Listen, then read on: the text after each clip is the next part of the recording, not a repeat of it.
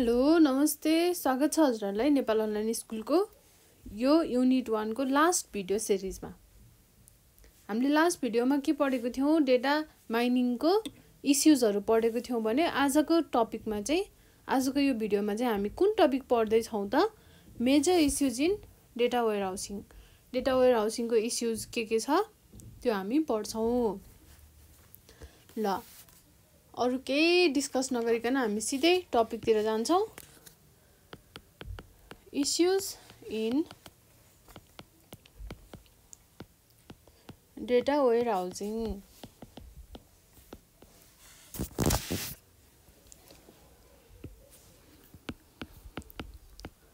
Data warehousing बनाउनलाई धेरै नै कठिन छ।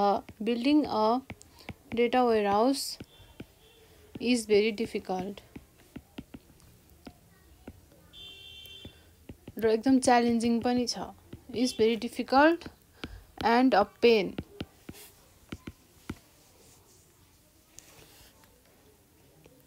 अब इट इज च्यालेन्जिङ, एकदम च्यालेन्जिङ छ।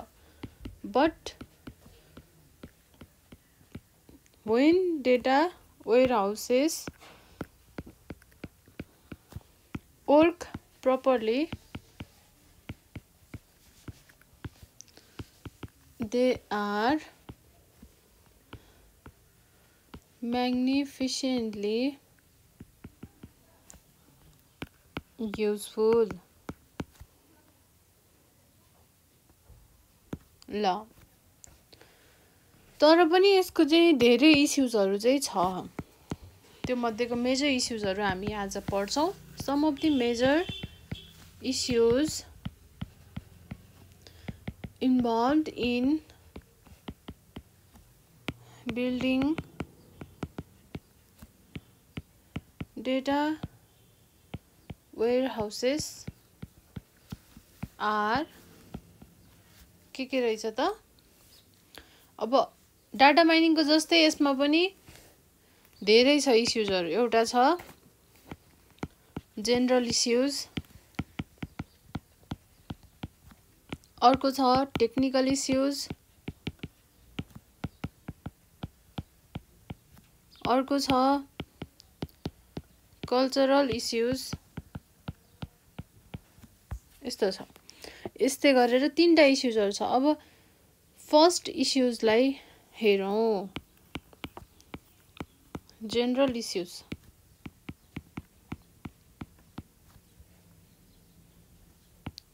अब जनरल इश्युज भित्र के पर्छ त।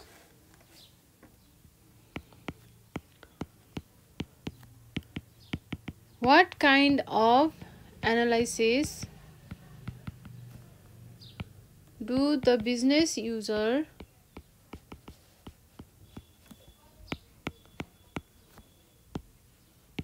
want to perform? कस्तो खालको एनालाइसिस गर्न चाहन्छ त बिजनेस युजरले। अर्को do you currently collect the data required to support that analysis?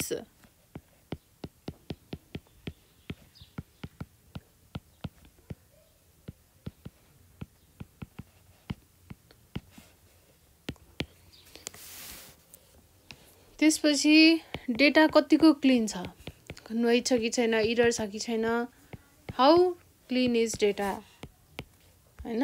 त्यसपछि अर्को छ आर देयर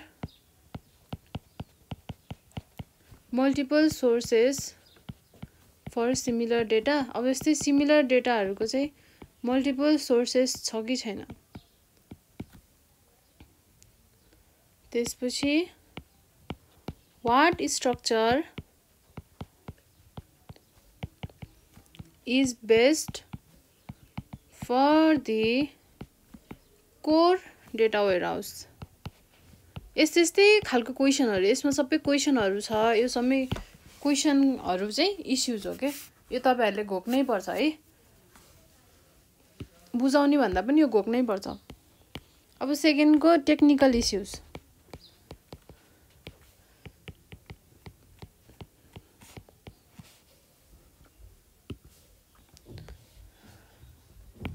टेक्निकल इस्युज भनेको हाउ मच डेटा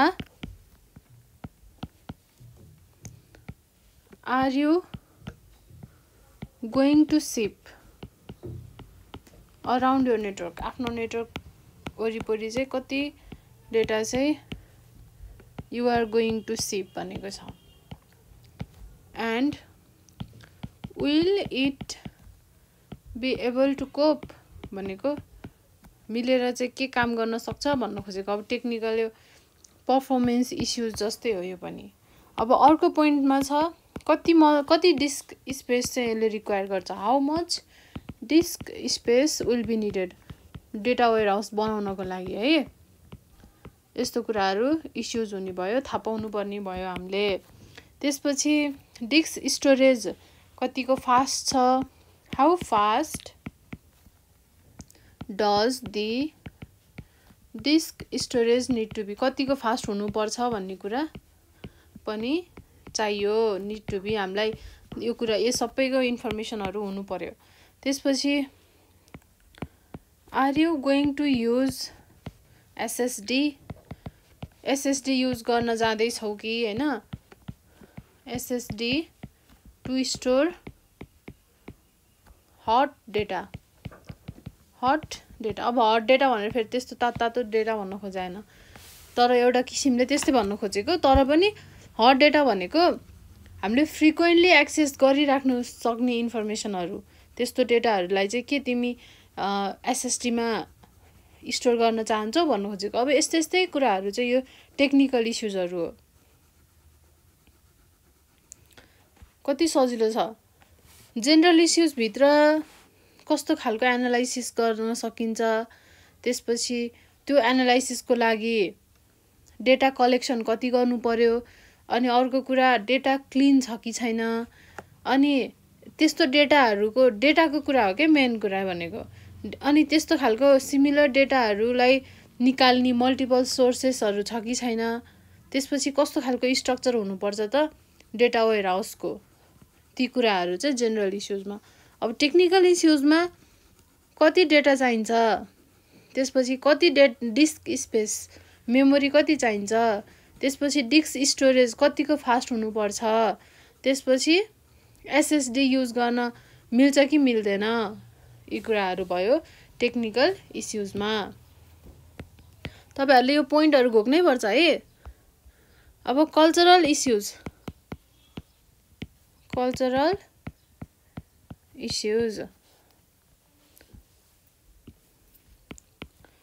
यो भित्र हुन्छ how do data definitions differ between your operational system भन्दा डेटा चाहिँ कतिको डिफरेन्स छ, डेटा डिफिनेसन त्यो बीचको डिफरेन्स के छ भन्ने कुरा चाहिँ कल्चरल इस्युज। त्यसपछि अर्को भनेको what is the process for gathering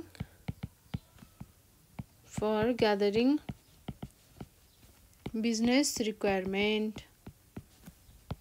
ल अब यति इस्युजहरु चाहिँ तपाईहरुले याद गर्नै पर्छ, घोक्नै पर्छ है। जाजमा आयो भने फेरि जेनरल इस्युज, टेक्निकल इस्युज र कल्चरल नाम मात्र लेखेर छोड्ने कुरो हुँदैन नि, फेरि त्यस्तो गर्न पाइएन, एक्सप्लेनेसन पनि गर्नु पर्यो है। ल अब हामी डेटा वेयर हाउसको एप्लिकेसन हेर्छौं। के एप्लिकेसन छ त, कहाँ एप्लिकेबल हुँदो रहेछ त डेटा वेयर हाउसिङ, त्यो कुरा हामी हेर्छौं।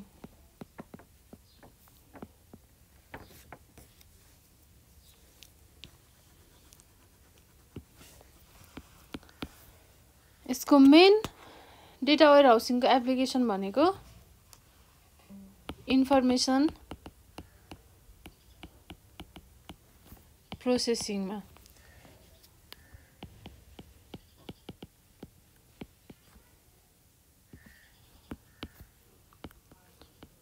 A data warehouse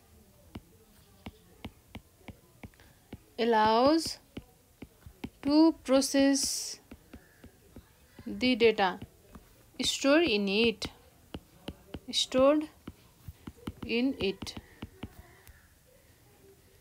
The data can be processed by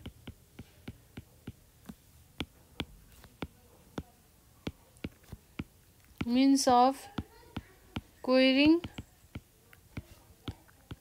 basic statistical analysis, tables, chart, graph or graphs. त्यसपछि अर्को भनेको analytical processing.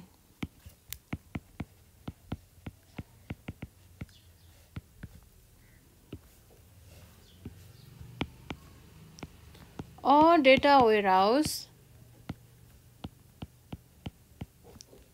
supports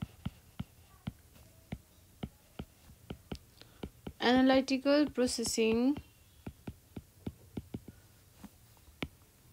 of the information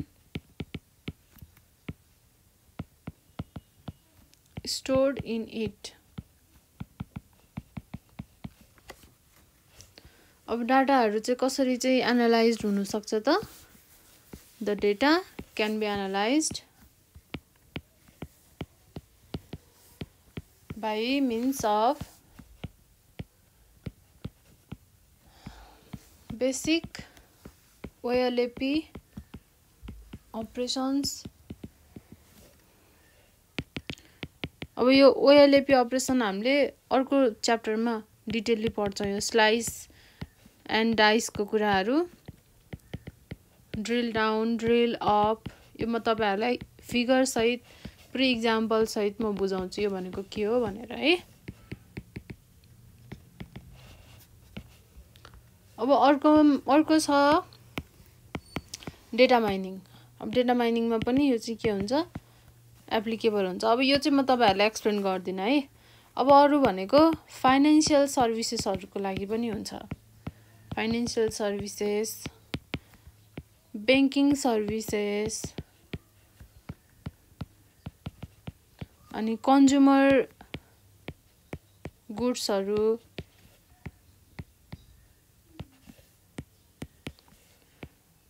retail सेक्टर्सहरु, यिनीहरु सबैमा चाहिँ के हुन्छ त डेटा वेयरहाउस एप्लिकेबल हुन्छ. यही कुराहरुलाई चाहिँ तपाईले अलिकति डिटेलली चाहिँ एक्सप्लेन गर्दिदा मजाले इनफ हुन्छ एक्जाममा लेख्नको लागि हैन. आफू पास हुनको लागि एक्जाम पोइन्ट अफ भ्यूबाट यति लेख्दाखेरि इनफ हुन्छ. अब हामीले अहिले यो भिडियोमा के पढ्यौ त? इश्युज पढ्यौ है. Data वेयरहाउसिङको issues पढ्यौ. 3टा इश्युज रहेछ. त्यसपछि एप्लिकेसन पढ्यौ. एप्लिकेसन पनि मेन गरी चाहिँ इन्फर्मेसन प्रोसेसिङ, एनालाइटिकल प्रोसेसिङ र डेटा माइनिङ गरेर मेन चाहिँ 3टा हुन्छ.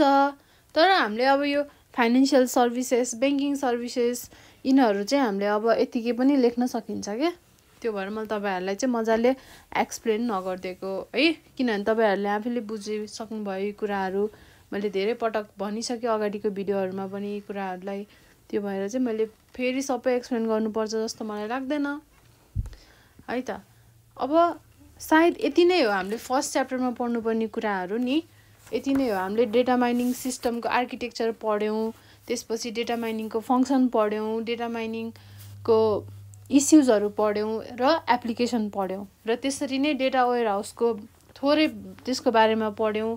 त्यसको क्यारेक्टरिस्टिक्स अर फिचर्स पढ्यौं. त्यसको फंक्सन पढ्यौं. त्यसपछि अहिले आएर इश्युज पढ्यौं, एप्लिकेसन पढ्यौं र अर्को इम्पोर्टेन्ट कुरा भनेको हामीले नलेज डिस्कभरी फ्रम डेटाको केडीडी को स्टेजेसहरु पनि पढ्यौं है. भनेपछि फर्स्ट च्याप्टरमा हामीले पढ्नुपर्ने कुराहरु भनेको यति नै हो. अब हामी नेक्स्ट भिडियोमा च्याप्टर 2 को स्टार्ट गर्छौं. च्याप्टर 2 को चाहिँ सबै अब डिटेलली हामी नेक्स्ट भिडियोदेखि चाहिँ पढ्छौं. त्यतिन्जेलसम्मको लागि नेपाल अनलाइन स्कुल बिदा हुन चाहन्छ. हस्त धन्यवाद.